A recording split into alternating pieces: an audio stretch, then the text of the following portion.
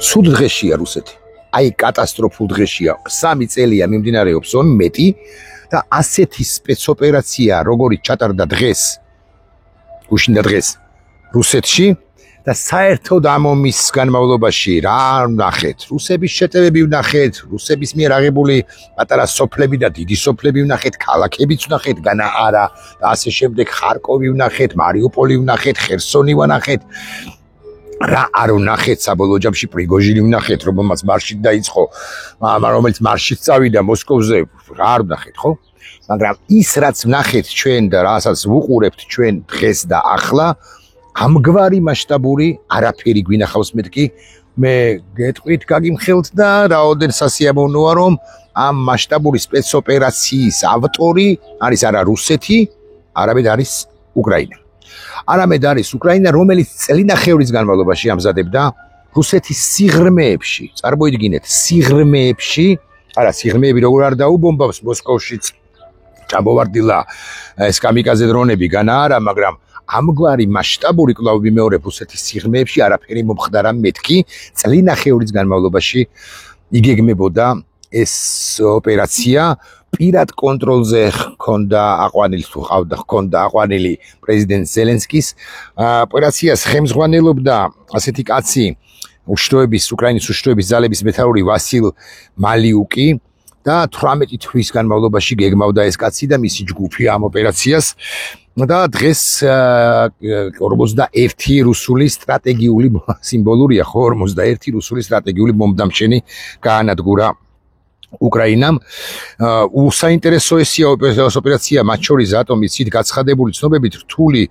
ოპერაცია მოიცავდა დრონებისა და მობილური ხის კაბინების რუსეთში გადატანას. ანუ რუსეთის უშიშროების სამსახურებმა ვერ გადაიჭირეს ვერაფერი. მურმანსკში მოხდა, ირკუტსკში მოხდა, სად არ მოხდა და ესე იგი მე რო გთხოვოთ და Google Maps-ში დაასერჩოთ უკრაინის საზღვრიდან უკიდურესი წერტილი, სადაც ეს ყველაფერი მოხდა, ხო? ასე მაგალითად ირკუტსკში არის, ირკუტსკამდე არის წარმოუდგენელი რაოდენობით კილომეტრი, აი 1000-ობით კილომეტრი ასე მინდა ვთქვა, მე თვითონ არ გამიზომავს, მაგრამ დაახლოებით 3000 კი 4000 კილომეტრზე მეტიც კი არის, როგორ მისწვდნენ დრონებით, როგორ მისწვდებოდნენ ეს ფაქტია, მიუხედავად იმისა, რომ დრონები ამბობენ, რომ დრონებით მოხდა ეს ყველაფერი, თუმცა თუ ეს ხის მასალებით, ხა მე ჩავიკითხავ კიდევ ერთხელ, ესე იგი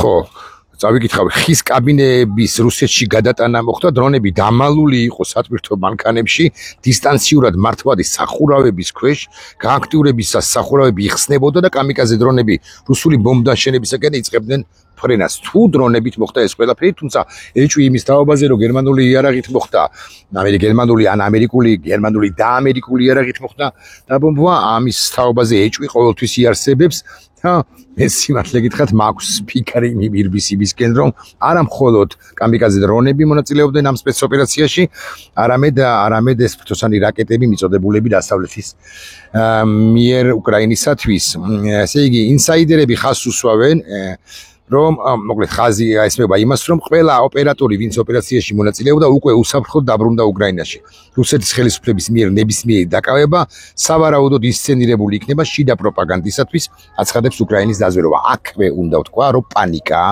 სრული რუსეთში კრემლში რუსული მედია ტელეგრამ არხები პირდაპირ მნიშვნელობით დედასაგინებენ პუტინს იმის გამო რომ უკრაინამ ეს მოახერხა მანამდეც აგინებდნენ განა არა მაგრამ პირდაპირ მნიშვნელობით დედის გინებაზე არიან გადასულნი იმის გამო რომ თურმე და ეს დადასტურდა საერთოდ არ არის დაცული რუსეთის სიღრმეები და პუტინს რუსებს მიაჩნიათ რომ რუსეთი არის ოდენ მოსკოვი ოდენ პეტერბურგი რომლებიც ასევე არ არის დაცული ბარემ მიტყვი აი აქედან გამომდინარე ხო რას აპირებს პუტინი ამაზე ვილაპარაკოთ თუ გნებავთ იქ განიხილება ესეთი ვერსიაც გაჩნდა რომ პუტინი გაავებული და გავეშებული ახლა უკვე არეშნიკს ისვრის კიდევ ერთხელ განიხილება საკითხი რომ რუსეთი კიდევ უფრო დაუნდობელი იქნება და ამას არ ჩაყლაპავს და უკრაინას შეუტევს კიდევ უფრო მძიმედ და კიდევ უფრო სასტიკად, მაგრამ ამ კვალს, ამ ისტორიას, ამ ამბავს ვერ წაშლი. ასაკვირველია კონტრზომაც მოფიქრებული ექნება უკრაინას, რომელიც კვლავ ვიმეორებ წელიწად ნახევარია თურმე ამზადებს მურმანსკზე, ირკუტსკზე და სხვა ირკუტსკზე, ანუ ბელაიაზე თავდასხმებს და რკინიგზის აფეთქება მოხდა, რკინიგზის ხიდის აფეთქება მოხდა, იცით თქვენ, რაც პრაქტიკულად გამოუსწორებელი იქნება. დღევანდელი უნიკალური სპეცოპერაცია რუსეთის სტრატეგიული ავიაბაზების წინააღმდეგ პასუხი არა მარტო პუტინისათვის, არამედ ტრამპის წინააღმდეგაც, რომელიც მუდმივად უარგუმენტად არყოლირებს თითქოს ზელენსკის არ აქვს კარტები. ამას ერთ-ერთი ვებგვერდი კი არა სოციალური მედიის ქსელი წერს, მედია საშუალება წერს. მე გულახდილად გეტყვით, რომ მე არ მგონია, რომ ეს არის ტრამპის წინააღმდეგ აქცია. ტრამპს უდნათქვამი აქვს, რომ კარტები არა აქვს ზელენსკისო, მაგრამ ბესენტმა, როგორც ჩემს წინა ვიდეო ბლოგში ვთქვი, ერთ-ერთ ბოლო ვიდეო ბლოგში გამოასწორა ტრამპის მაშინდელი ნათქვამი თებერვალში და თქვა, რომ უკრაინას აქვს ფლეშ როიალი, ასე რომ ამას ყურადღებას მე არ მივაქცევდი და ამ კუთხით არ გავაბახვდებდი ყურადღებას გულახდილად გეტყვით, ხო? ხო, ავიაბაზაა დაბომბილი მურმანსკის ოლქში, სევერომორსკში ბირთვული იარაღით აღჭურვილი წყალქვეშა ნავები, სადაც არის განთავსებული, იქაც დაფიქსირდა აფეთქებები.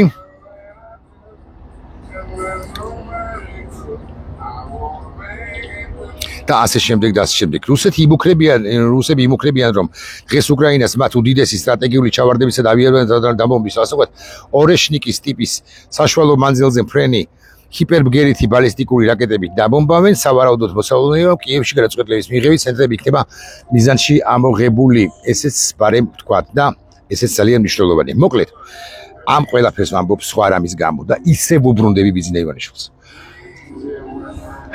კითხვით. რაც არ უნდა გააკეთოს რუსეთმა ორეშნიკით რომ დაბომბოს კიევი. კვლავ ვიმეორებ და ამ თავითვე გასპოილერებ ყველას. უკრაინას ეკნება პასუხი, უკრაინას და დასავლეთს ეკნება პასუხი. და ხო და რას აპირებთ? თუ უკრაინა იმარჯვებს და რაღაცი უკრაინა იმარჯვებს, ანუ მოსკოვში წავას უმართავი პროცესების გარკვეული ალბათობით კი არა, მაღალი ალბათობით. და შეიძლება საერთოდ დააყირავონ გენერლებმა და არა მხოლოდ გენერლებმა, არამედ სხვებაც პრეზიდენტი პუტინი, რას აპირებთ თქვენ? კურსის შეცვლა აღარ გამოგდით. აი ეხლა ჩვენ ამერიკელები ვართო, პროამერიკელები ვართო, პროევროპელები ვართო, საქართველოს ხო გადავარჩინეთ და ასე შემდეგ, ეს აღარ გამოგდით. ერთადერთი გამოსავალი უშუალოდ ბიზნესისათვის და არა კობახიდისათვის არის გასვლა პროცესებიდან, ოღონდ რეალური გასვლა.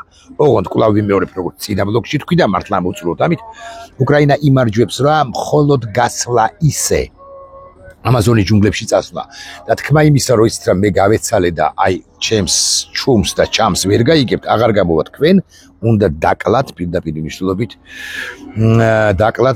მნიშვნელობით თქვენივე აქაური მონები, ყმები, რომლებიც ამ ხნის განმავლობაში გემსახურებოდნენ თქვენ და მიდიოდნენ ქვეყნის წინააღმდეგ. სხვა გამოსავალი არ არსებობს, იმიტომ რომ 2025 წელს არ დამთავრდება ომიო მეც რო ვამბობდი ამას. ისეთ მოსახვეებს აბაროტებს იღებს. ომი როგორც ასეთი, როგორც ჩანს, ხო? რომ შეიძლება ომი დამთავრდეს 25 წელს კი არა, ძალიან მალე და დამთავრდეს არა იმით, რომ უკრაინიდან გამოვლენ, ეგ რასაკვირველია, რუსები თამთლიან უკრაინას დატოვებენ. არამედ მოსკოვშიც კი მოხდეს სახელმწიფო გადატრიალება იმის გამო, რა ჩავარდნებიც აქვს პუტინის ამ ბებერი ღრძოკაცის ხელისუფლებას, ისე ვერ იცავს ის მთლიანად რუსეთს. მოსკოვსაც გულისხმობ, პეტერბურგსაც, მაგრამ განსაკუთრებით რუსეთის გლუბინას, ანუ სიღრმეებს და მართლა დააკვირდით, რამდენ დაგუგლეთ, ბატონ ბიზნეს კი არა, ბატონობის გარეშე ივანიშვილს მიმართავ. ეს ერთი წერტილი აიღეთ უკრაინის საზღვარი, მეორე წერტილი აიღეთ მურმანსკი, თოგდებავ და მით უფრო ირკუტსკი და ნახეთ რამ სიღრმეზე მისწვდა უკრაინა. აი ეს უკრაინა, რომელსაც თქვენ არ ხომაგობდით და რომელსაც დამარცხებას უკადდით. ნახეთ რა ხდება უკრაინაში. და ახლა თუ თქვენ ისევ პრორუსულ პოლიტიკას შეარჩევთ თუ აარჩევთ, ხო? და პოლიტიკას გაატარებთ, ეს თქვენთვის იქნება უარესზე უარესი, კი უმძიმე მდგომარეობაში უკვე ხართ, მაგრამ კიდევ უფრო მძიმე მდგომარეობაში აღმოჩნდებით. გემშვიდობებით. ბატონო ბიზინა თუ მაინც და მაინც ნახეთ ჩემი ვიდეობლოგი, გემშვიდობებით. ჩემს სურგს უკან ოდნავ იქით კავკასიონის ქედია. საქართველო არაჩვეულებრივი ქვეყანაა. თქვენ კი საქართველოს წინააღმდეგ წახვედით. ამბავიც ეს არის. და ვინც საქართველოს წინააღმდეგ მიდის, ის უცილობლად მარცხდება. აჩვენეთ რა, ის რო ხართ ბიზნესის გარშემო რაღაც ტიპები. ეხლა ხო გვიძავს, აჩვენეთ რა ეს ვიდეობლოგი. სტრელკაზე შევხვდეთ თუ გნებავთ.